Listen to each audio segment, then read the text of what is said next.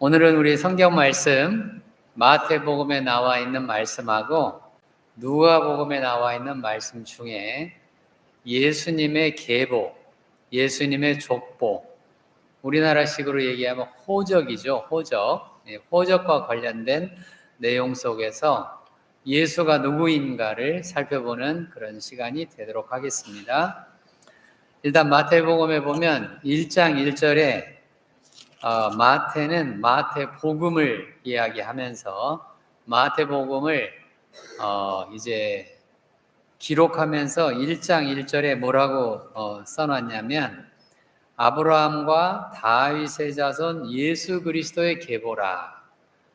예수 그리스도를 제일 먼저 설명을 할 때 이야기를 하면서 이제 마태는 뭐라고 이야기를 하냐면 아브라함이라는 아브라함이 먼저 나오고 두 번째 다윗이 두 번째 나옵니다. 그리고 그의 자손이라고 나오고 예수 그리스도의 계보라 혹은 다른 데는 예수 그리스도의 세계라 이런 말도 나오는데 아브라함과 다윗의 자손 예수 그리스도 이렇게 시작을 합니다.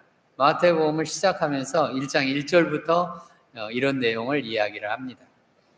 제가 성경을 마태복음을 읽다가 왜 마태복음에서는 예수님의 계보를 얘기할 때 1장 1절부터 이렇게 선언적으로 이렇게 나오는데 누가는 그렇게 또 기록을 안 합니다. 누가는 1장 1절부터 예수님의 족보가 나오는 게 아니라 1장, 2장은 아주 자세하게 예수님의 탄생 과정을 이야기를 하고 나서 3장에서야 예수님의 족보가 나옵니다. 왜 누가는 이렇게 기록을 했고 마태는 왜 이렇게 기록을 했을까? 이게 이제 제가 성경을 쭉 읽다가 궁금해진 거예요. 우리가 족보를 읽으면 자세하게 잘 안 읽잖아요, 대체로. 읽다 보면 이렇게 누가 누구를 낳고 하니까 쭉 그렇게 넘어가고 또 누가복음에는 위로 이렇게 나오니까 그것도 쭉 넘어가고 그러잖아요. 보통 그렇게 하는데 아마 저만 그러는지 모르겠습니다. 여러분들은 다 자세하게 읽는데 저만 그렇게 읽었는지 모르겠어요. 근데 이번에는 제가 이걸 좀 자세하게 읽어봤어요. 한 사람 한 사람씩 다 읽으면서 보니까 누가가 기록한 족보하고 마태가 기록한 족보가 상당히 차이가 있는 것을 발견을 했어요. 그래서 이거 왜 이러지? 왜 예수님을 소개할 때 이렇게 서로 다른 족보를 가지고 소개를 하지? 라고 하는 게 제가 이제 더 궁금해지고 그러면 기도하면서 좀 더 연구를 해보게 된 겁니다. 그래서 오늘은 이제 마태복음에 나와 있는 예수님과 누가복음에 나와 있는 예수님을 보면 일단 마태복음에 나와 있는 예수님은 예수님의 소개 방식이 아브라함과 다윗의 자손이라고 이렇게 나와 있다고 얘기를 해드렸잖아요. 아브라함과 다윗의 자손, 왜 마태는 이렇게 예수님을 이야기를 했을까? 마태는 관심사가 어디에 있었냐면 유대인들에게 어떻게 하면 진리를 전할까? 거기에 관심이 있었습니다. 마태의 그런 관심에 하나님께서 성령으로 감동함을 주신 거죠. 그래서 우리가 여기서 하나 생각해야 될 거는 사람이 가지고 있는 관심사를 쉽게 생각하시면 안 됩니다. 사람마다 자기가 어떤 관심사를 가졌느냐에 따라서 나오는 말도 달라지고 관계 양식도 달라지고 앞으로 할 일도 달라지고 앞으로 인생을 어떻게 살아갈 것인가 그 미래도 다 달라지게 되어 있습니다. 관심사에 따라서 많이 달라지는 거죠. 근데 그 관심사에서 끝나는 게 아니라 거기에 성령의 은혜를 입으면 하나님께서 감동함을 주시면 그게 진리로 바뀌는 거예요. 이제 유대인들에게는 이제 마태가 복음을 전하면서 진리를 전하면서 제일 먼저 아브라함을 얘기하고 제일 먼저 다윗을 얘기하는 이유가 유대인들은 늘 어떻게 생각하고 살았냐면 우리는 아브라함의 자손이다라고 이렇게 하고 삽니다. 아브라함의 자손이다라고 하는 것은 이제 우리나라식으로 얘기를 하면 우리는 혈연이 있고 학연이 있고 지연이 있고 그러잖아요. 혈연, 학연, 지연. 우리나라에서 있는 세 가지 정말 전통적인 그런 내용들이죠. 저도 이제 사람들을 가끔씩 만나면 어떤 사람이 저보고 물어요. 어느 김씨입니까? 이렇게 물어요. 그럼 제가 이제 광산 김씨입니다. 그러면 다른 사람이 듣다 저도 광산 김씨인데요? 그러면 이제 급 친해지죠. 친해지잖아요. 광산김 씨하고 그다음에 또 묻는 게 또 있죠. 그다음에 또 묻고 학렬도 묻고 뭐 이렇게 묻고 그러다가 제가 용자 학렬입니다. 그러면 저보다 아버지 뻘 되시네요. 이러면서 가족 관계가 형성이 되잖아요. 이렇게 이런 것들 우리나라에서 많이 하잖아요. 그런 거하고 똑같은 겁니다. 그런 것처럼 유대인들도 아브라함의 자손이다 그러면 이제 우리 식구네, 이게 우리 민족이네 이러면서 가까워지는 겁니다. 거기다가 하나 더했죠. 뭘 더했냐면 다윗의 자손이라고 더했습니다. 다윗은 유대인들에게는 가장 위대한 왕입니다. 우리나라로 따지면 세종대왕 같은 왕이죠. 우리나라 세종대왕이 정말 유명한, 정말 우리나라 사람들에게는 잊어버릴 수 없는 왕이잖아요. 다른 왕들은 다 기억이 안 나도 세종대왕은 늘 우리가 기억하고 삽니다. 세종대왕이 한글을 만들었기 때문에 지금도 제가 한글로 여러분들에게 설교를 하지 않습니까? 그런 것처럼 또 광화문에 가보시면 세종대왕이 딱 앉아있잖아요. 이렇게 광화문에 가면 유명한 왕이죠. 우리나라 사람들에게 세종대왕 가장 위대한 왕입니다. 그런 것처럼 유대인들에게 다윗이 가장 위대한 왕입니다. 그러니까 이제 아브라함의 자손인 유대인과 다윗이 가장 위대한 왕인 다윗의 이름을 통해서 누구를 얘기하냐면 예수 그리스도를 이야기합니다. 그러니까 예수 그리스도를 얘기할 때 아브라함과 다윗의 자손 이러면 우리 민족이네, 우리 식구네, 와 좋다 이렇게 될 거 아니겠습니까? 그래서 아브라함과 다윗의 자손 예수 그리스도라라고 먼저 이렇게 시작하고 있는 겁니다. 이거는 또 다른 말로 이야기하면 이제 거기에 보면 아브라함이 이삭을 낳고 이삭은 야곱을 낳고 야곱은 유다와 그 형제들을 낳고 해서 낳고 해서 누가 나오냐면 오늘 야곱은 마리아의 남편 요셉을 낳고 마리아에게서 그리스도라 칭하는 예수가 나시니라. 낳고죠. 다 낳아서 결국 누구에게까지 왔냐면 예수 그리스도에게까지 왔습니다. 그 예수 그리스도에게까지 왔을 때까지가 14대 14 곱하기 3을 하면 42대잖아요. 42대 아브라함부터 예수님까지가 42대입니다. 그 42대를 통해서 예수 그리스도를 소개하고 있는데 이거는 예수님이 어떤 사람인 것을 이야기를 하고 있냐면 예수님이 법적 정당성을 가진 분이다라고 하는 것을 이야기를 하고 있습니다. 우리 자신이 어떤 법적 정당성을 가지고 있다라고 얘기할 때 제일 먼저 우리가 보는 게 주민등록 등본 같은 걸 보잖아요.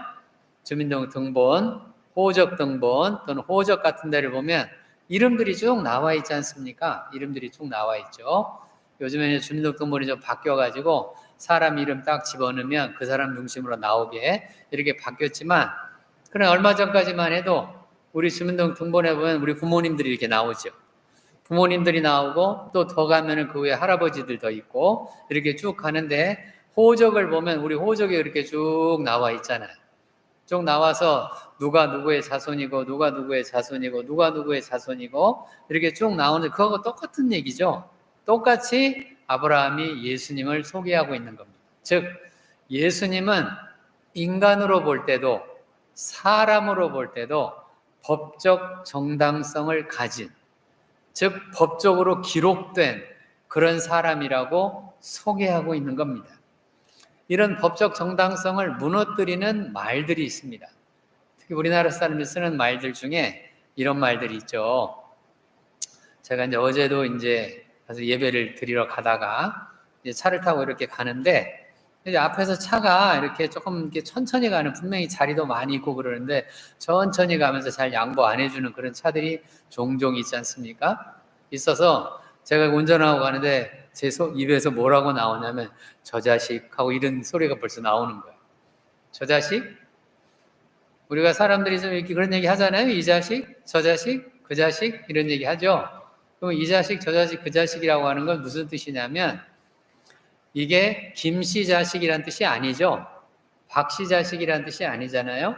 이씨 자식이란 뜻이 아니고 무슨 뜻이야? 대명사라는 뜻이 대명사입니다. 이 자식, 즉 김씨 자식인지 박씨 자식인지 뭔 자식인지는 모르지만 그냥 자식이죠. 우리가 좀 화가 나면 이 자식 그러잖아요.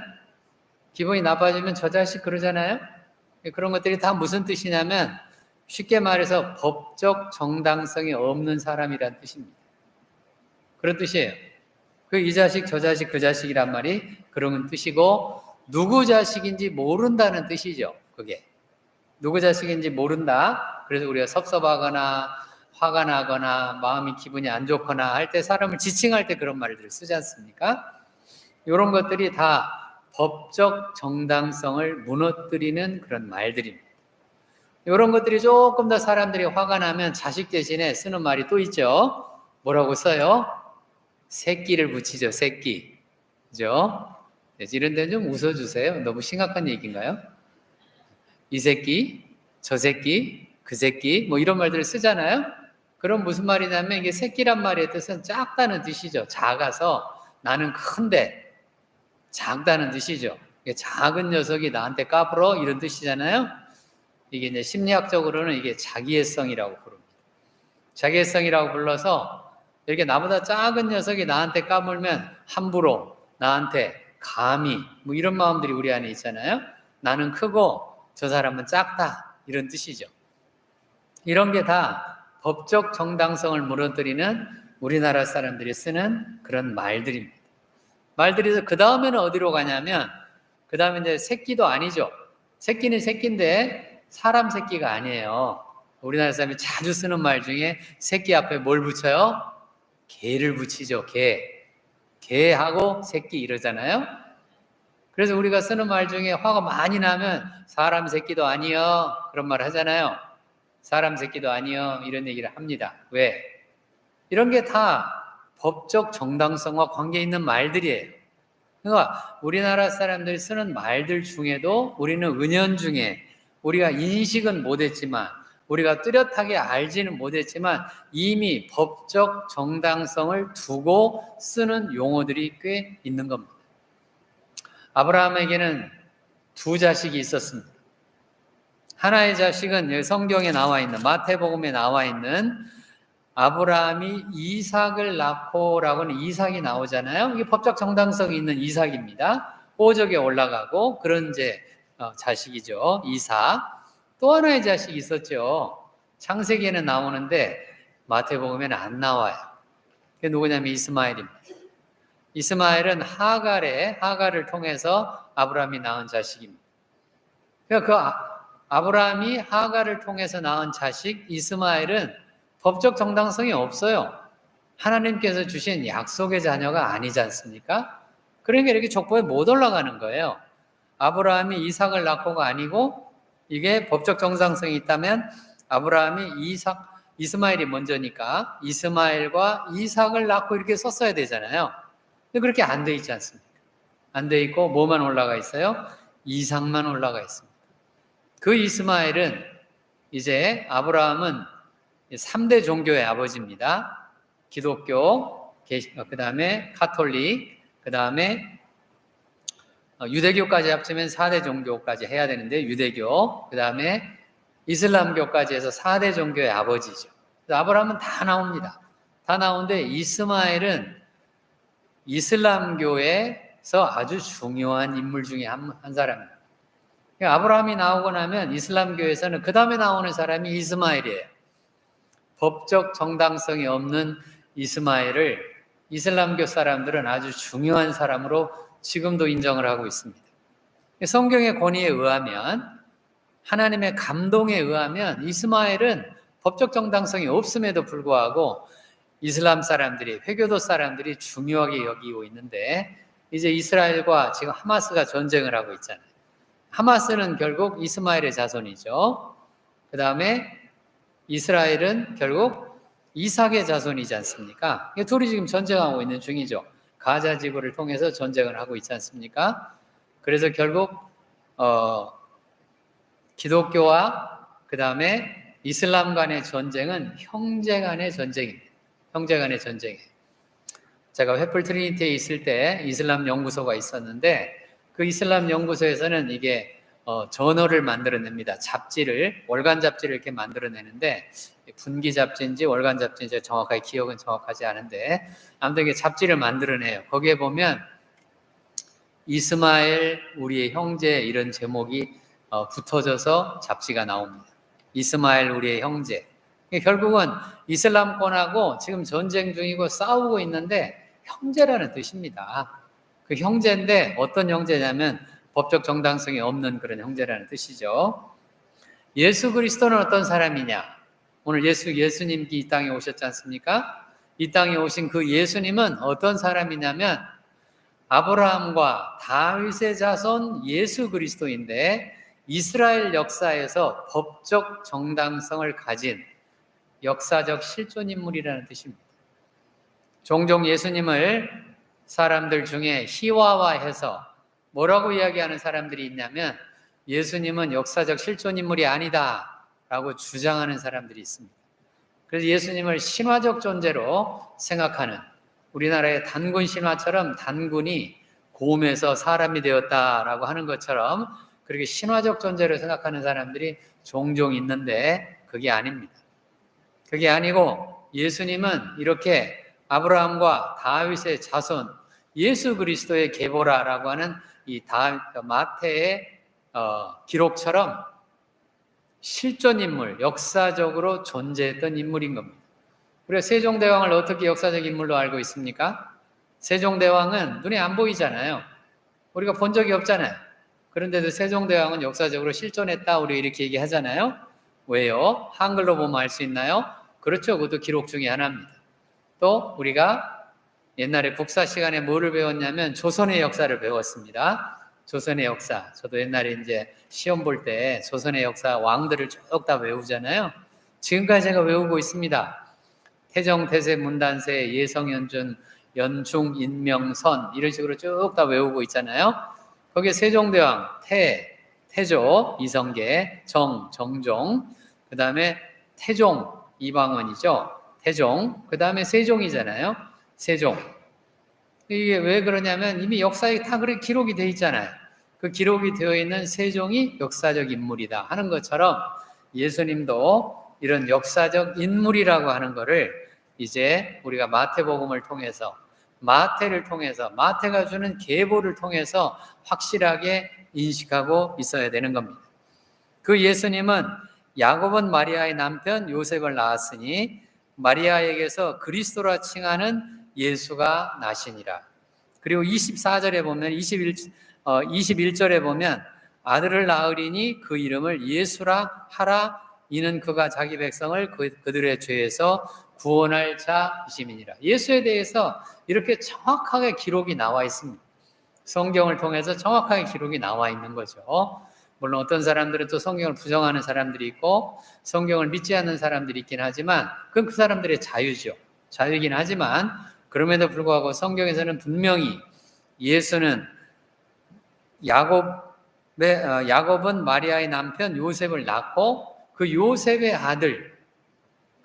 아들인데 동정녀 마리아를 통해서 난 아들이라고 분명히 기록이 나와 있고 또 뭐라고 되어 있냐면 그 이름을 예수라 하라. 직접 하나님께서 이름까지 지어주셨잖아요. 하나님이 지어준 이름을 가지신 분 한 명밖에 없잖아요. 물론 또 있죠. 아담도 있죠. 하와도 있긴 하지만 그러니까 창세기에 나와 있는 인물이긴 하지만 여기 예수님은 하나님께서 이름을 지어준 그런 사람입니다.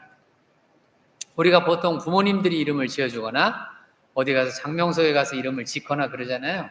그런데 예수님은 하나님께서 성령의 감동함을 통해서 가브리엘 천사를 통해서 이름을 지어주신 예수님. 그 예수님은 신화적 인물이거나 우리와 동떨어져 있는 사람이거나 그런 게 아니라 우리가 똑같은 사람이죠. 똑같은 사람이면서 동시에 예수님은 족보, 정당성을 가진, 법적 정당성을 가진 그런 예수님이라는 것을 우리가 이 시간에 잘 기억하고 알았으면 좋겠습니다.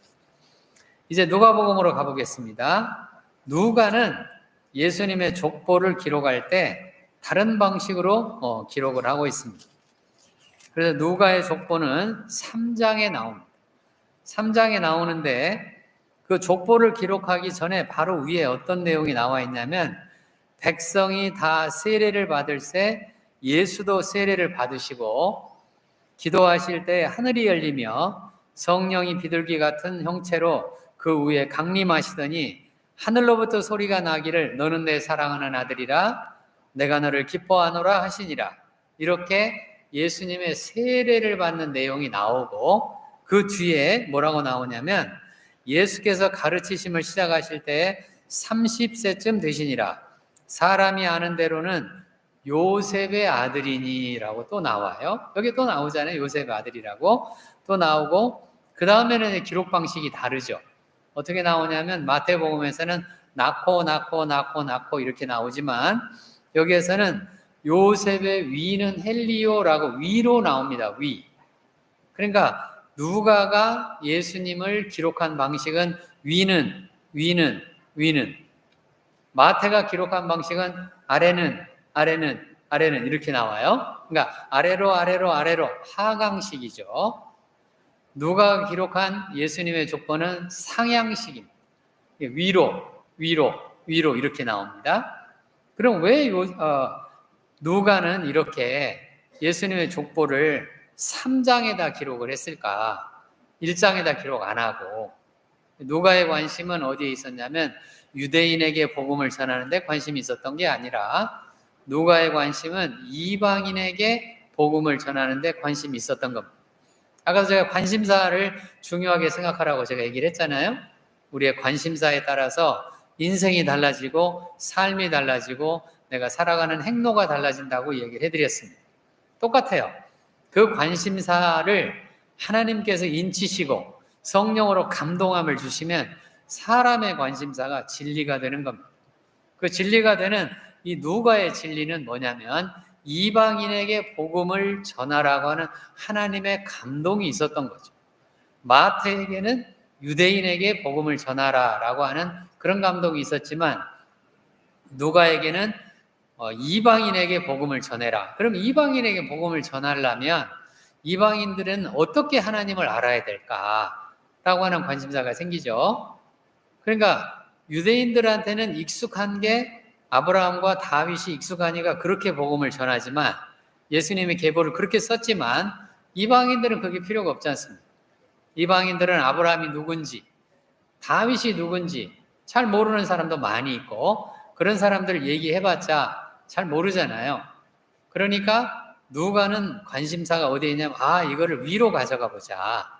위로 계속 위로 가져가면 어디까지 도달하는가 보자 해서 이 족보의 끝이 어디에 끝이 나냐면 38절에 나옵니다. 3장 38절에 이렇게 기록이 되어 있어요. 그 위는 에노스요, 그 위는 셋이요, 그 위는 아담이요, 그 위는 하나님이시니라 이렇게 나옵니다. 그러니까 누가의 족보의 끝은 어디로 가냐면 하나님까지 가는 거죠. 위로 했더니 어디까지 갔어요? 하나님에게로 간 거죠. 즉 누가는 예수님을 소개하면서 예수님을 누구라고 소개하고 싶었냐면 하나님의 아들이라고 소개하고 싶었던 겁니다. 하나님의 아들. 그러면 마태는 예수님을 누구라고 소개하고 싶었냐면 사람의 아들이라고 소개하고 싶었던 거예요. 그래서 성경을 읽다가 보면 성경에 예수님을 지칭하는 표현 중에 두 가지가 다 나옵니다. 하나는 인자라는 말이 나오고 또 하나는 하나님의 아들이란 말이 나와요. 하나님의 아들, 신의 아들이죠. 인자, 사람의 아들이잖아요. 이 두 표현이 다 등장합니다. 다 맞는 얘기죠. 왜? 마태에 나와 있는 예수님은 인자로서, 사람의 아들로서, 우리하고 똑같은 사람으로서 예수님, 법적 정당성을 가지고 있고 역사적으로 실존하고 있는 그런 우리들처럼 똑같은 예수님, 그렇게 마태는 소개를 했습니다.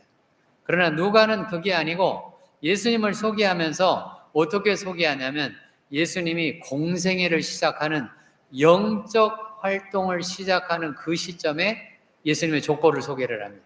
즉 예수님은 영적인 사람이란 뜻이죠. 그 영적인 사람이란 말의 뜻은 바꿔서 얘기하면 하나님의 아들이다 이렇게 소개하고 있는 겁니다. 요한복음 1장 14절에 보면 말씀이 육신이 되어 우리 가운데 거하시니 거하심에 이런 말씀이 나옵니다. 말씀이 육신이 되어 우리 가운데 거하심에, 즉 말씀, 하나님이죠. 우리가 말씀이 하나님이고 그 하나님 로고스라고 하는 그 하나님이 이제 사람의 몸을 입습니다. 그래서 육체를 갖죠. 육체를 가져서 이 땅에 내려오십니다. 그게 예수 그리스도잖아요. 예수 그리스도가 말씀이 육신이 되어 우리 가운데 거하심에, 마태복음에 우리가 읽었던 말씀에 1장 21절에 아들을 낳으리니 이름을 예수라 하라 이는 그가 자기 백성을 그들의 죄에서 구원할 자, 이렇게 기록이 되어 있습니다. 그래서 하나님과 말씀, 예수 그리스도, 하나님은 자기 자신을 비우시고 예수를 통해서 이 땅에 오셨으며, 이 땅에 오신 그 예수님은 그리스도의 역할을 감당하시면서 이 땅에 오신 겁니다. 이제 두 개를 합쳐보겠습니다. 마태복음하고 이제 누가복음을 합치면 예수님이 누구인가? 즉 오늘 설교 제목이 뭐라고 되어 있냐면 사람의 아들 예수와 하나님의 아들 예수, 제가 이렇게 제목을 정했습니다. 똑같죠? 인자와 그 다음에 하나님의 아들 예수, 이 두 개를 이렇게 합쳐보면 법적 정당성을 가진 예수님과 하나님의 권위를 가지신, 신적 권위를 가진 예수님, 이렇게 두 가지로 합쳐집니다. 제가 미국에서 플로신학교를 다닐 때 예수님이 누구인가, 조직신학이라는 걸 공부하게 되는데, 이 조직신학은 조직신학 1이 있고 조직신학 2가 있고 조직신학 3이 있습니다. 신학을 공부할 때는 조직신학이 아주 중요한데, 이 조직신학 1은 뭐냐면 하나님이 누구인가를 배워요. 조직신학 2는 누구냐면 예수님이 누구인가를 배웁니다. 기독론이라고 부르는 예수님이 누구인가를 배우고, 세 번째로 성령론을 배웁니다. 성령론은 교회와 관계가 있어요. 이렇게 해서 조직신학 1, 신론, 하나님이 누구인가, 2, 기독론, 예수님이 누구인가, 3, 성령론, 성령과 교회, 이렇게 배우게 되는데, 그 기독론을 배울 때 예수님에 대해서 신학자들이 아주 명백하게 가르쳐 줍니다. 뭐라고 가르쳐 주냐면 예수님은 완전한 인간이시고 완전한 신이시다, 이렇게 가르칩니다. 그렇게 이제 배웠던 그 내용이 지금도 제 안에 있죠. 왜? 제가 신학을 한국에서 공부한 게 아니고 미국에 처음 공부를 했기 때문에 영어로 제 안에 있습니다. 듀얼 네이처라고 돼 있어요. 듀얼 네이처, 이중적 속성을 가진 예수님이다. 완전한 인간이면서 동시에 완전한 신이신 그런 예수님. 그게 어떻게 가능하냐? 가능합니다. 하나님이시기 때문에 가능한 거죠. 인간이면 가능하지 않겠지만 하나님이시기 때문에 완전한 인간이시고 완전한 신이신 그 예수님, 그분이 오늘 우리에게 오셨습니다. 그분이 오늘 우리에게 오셔서 우리에게 무엇을 주시고 계시냐면 인류를 구원할 자, 죄에서 우리를 구원할 자, 즉 우리를 죄에서 구원하시고 우리의 이름을 다 어디에 기록해 놓으신 거예요? 놀랍죠? 생명책에. 저는 기도하면서, 제가 성경을 읽으면서, 저도 신앙생활을 하면서 때로는 제가 인간으로서 살 때도 많이 있잖아요. 영적으로만 사는 게 아니니까. 우리가 사람이 살 때도 똑같잖아요. 인간으로서 삶도 살고 영적으로 살기도 하고 그러지 않습니까? 근데 우리는 어느 한쪽에 치우쳐서 영적으로만도 못 살고 그 다음에 인간으로만도 못 살잖아요. 그래서 이걸 가르쳐서 제가 인간은 모순적 존재다라고 제가 얘기를 하고 있는데, 모순적 존재인 거죠. 우리는 죄인으로만도 못 살고 우리는 의인으로만도 못 살잖아요. 실컷 의인으로 살다가도 이렇게 예배드리고 또 말씀 전하고 말씀 듣고 성령의 감동함을 이렇게 입어서 이게 우리가 영적으로 살아야 되겠다 해놓고 집에 가면 또 어떻게 돼요? 또 이게 서로 부딪히면 어떻게 돼요? 화가 나가지고 또 이 자식 저 자식 이런 소리가 나오잖아요. 나오지 않습니까? 그게 우리 인간입니다. 예수님도 똑같잖아요. 예수님은 똑같이 화가 나셔가지고 성전에 가셔 채찍을 휘두르시는 그런 예수님, 눈물을 흘리시는 예수님, 그런 예수님이 있는가 하면 또 한편으로 인류를 불쌍히 여기시는, 그래서 우리를 죄에서 구원하시는 그런 예수님이 있는 것처럼 이제 그런 이중적인 속성을 지닌 예수님이나 우리들 모두가 다 예수님, 그리스도, 예수 그리스도를 통해서 우리의 이름이 어디에 기록되어 있어요? 생명책에 기록되어 있습니다. 얼마나 놀랍습니까? 만약에 우리가 죽어서 이제 우리가 죽으면 성경에 분명하게 기록되어 있지 않습니까? 사람은 누구나 다 심판을 받는다고 기록이 되어 있습니다. 죽어서 그걸로 끝나는 게 아니라 죽으면 우리가 이제 하나님 앞에 서서 그 심판대 앞에 서서 이제 우리가 이 땅에서 살았던 우리의 삶을 심판을 받게 되어 있습니다. 그럴 때 예수님이 나타나셔서 하나님이 나타나셔서 너 누구니? 이렇게 물으면 어떡합니까? 저는 그 생각이 떠나지를 않습니다. 제 마음속에 만약에 하나님께서 너 누구니?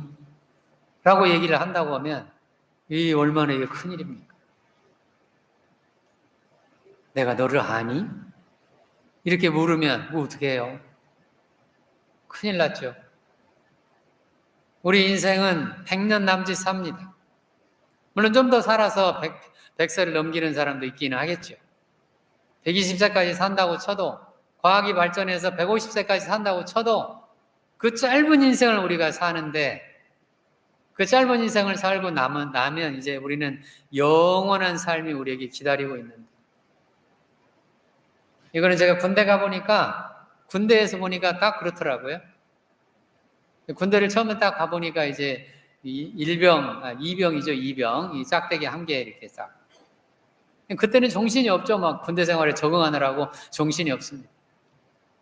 제가 4대 배치를 받아가지고, 이게 부대 이제 전방에 제가 배치를 받아가지고 훈련소 끝나고 배치를 받아서 갔더니, 그래서 제가 들어간 시간이 어떤 시간이냐면 다 이제 막 잠드는 시간, 취침하는 시간이었어요. 밤 9시가 좀 넘은 시간에 제가 배낭을 메고 들어갔어요.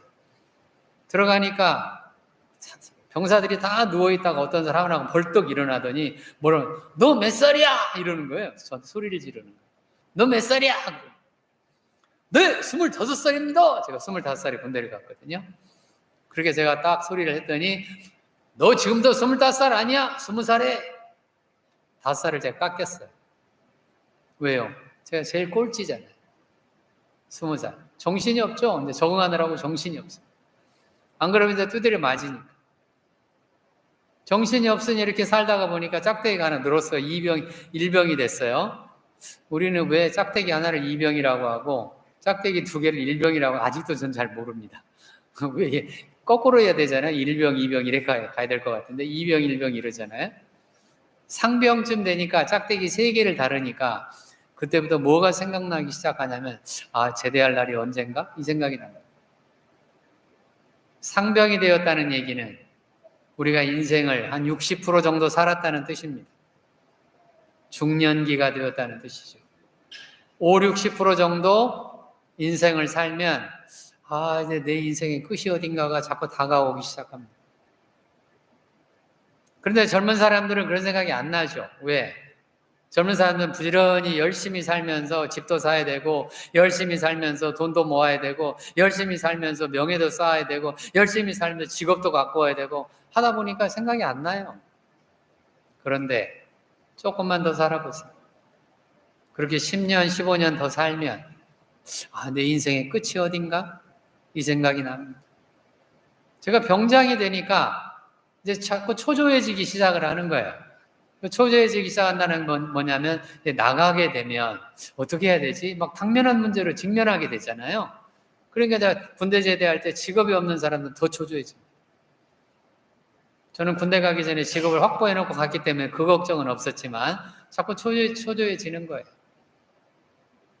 우리가 인생을 80% 정도 살면 70%, 80% 이렇게 살게 되면 이제 막 초조한 마음이 생기죠. 내 이름이 혹시 생명책에 없으면 어떡하지? 만약에 우리가 심판대에 딱 섰는데 하나님이 너 누구야? 나 네 이름 모르는데 영어로 Do I know you? 이러면 어떻게 해요? 큰일 나잖아요. 예수 그리스도가 이 땅에 오신 목적 너무나 분명합니다. 완전한 인간으로서, 완전한 신으로서 이 땅에 오신 예수님의 목적은 정말 간단한 겁니다. 두 가지 목적밖에 없어요. 요한복음 10장 10절에 잘 나타나 있어요. 양들로 뭐를 얻게 하고 생명을 얻게 한다고 했습니다. 우리들의 이름이 다 어디에 기록되기를 원하시냐면 생명책에 기록되어 있기를 원하십니다. 아멘 안 하세요? 아멘이죠. 그렇죠. 얼마나 아멘이에요. 내 이름이 기록되어 있는데 김용태 기록되어 있잖아요. 김은호 기록되어 있잖아요. 김현준 기록되어 있잖아요. 김현준 옆에 누가 있어요 또? 유경이도 있잖아요. 유경이 누구 있잖아요. 옆에 보세요. 있어요. 옆에 손유경 이렇게 기록되어 있잖아요. 얼마나 놀랍습니까? 근데 그 이름이 기록되어 있지 않다면 우리는 이제 영원한 삶을 지옥 속에서 살아야 될 텐데. 너무나 뜨끔하잖아요. 여러분들 옆에 계신 분들한테 서로 다 박수 쳐주시기 바랍니다. 서로 다 박수 쳐주시면서 생명책에 이름이 기록되었지요? 서로 물어보시기 바랍니다. 앞뒤로 다 물어보세요. 생명책에 이름 다 기록되었지요? 이 세상 사람들은 오늘 예수님이 오신 날, 크리스마스 날을 휴일 중에 하나로 여깁니다. 이제 명절이니까 즐거운 날, 이제 크리스마스, 이제 빨간 옷 입고, 저 빨간 옷 입었습니다. 빨간 옷 입고, 고깔 모자 쓰고, 오늘은 맛있는 거 먹으러 가야지, 즐거운 데가 사진 찍으러 가야지, 더더군다나 오늘이 화이트 크리스마스인데, 사진 찍으러 가야지 하면서 기뻐하겠지만, 우리의 기쁨은 그런 데 있는 게 아닙니다. 우리의 기쁨은 우리의 이름이 생명책에 기록되어 있는 거예요. 박수도 한번 치시기 바랍니다. 예수님께도 다 박수 쳐주시고 하나님께도 다 박수 한번 쳐주시고 감사합니다. 감사합니다. 기도하겠습니다. 하나님 아버지 주님의 은혜를 감사드립니다. 오늘도 예수님께서 사람의 몸을 입고 법적 정당성을 가지고 역사적 실존 인물로서 이 땅에 오신 거 감사드립니다. 뿐만이 아니라 하나님의 아들로 이 땅에 오셔서 우리에게 구원을 베풀어 주시고 우리를 죄에서 구원하시기 위해서 이 땅에 오신 거 감사드립니다.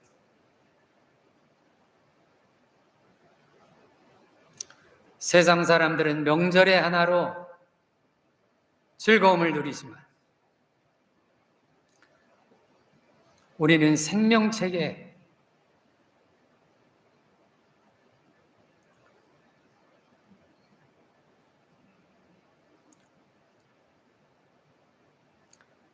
기록된 우리의 이름 얼마나 감사한지 모릅니다. 이 감사가 차고 넘치게 하시고 이 감사가 끊어지지 않게 하시고 이 세상을 살면서 감사한 사람으로 살아가는 우리 모두가 되게 주님이 인도하여 주시기 원합니다. 말씀교회가 이런 귀한 축복을 누리는 교회가 되기를 원합니다. 예수님의 이름으로 기도 올리옵나이다.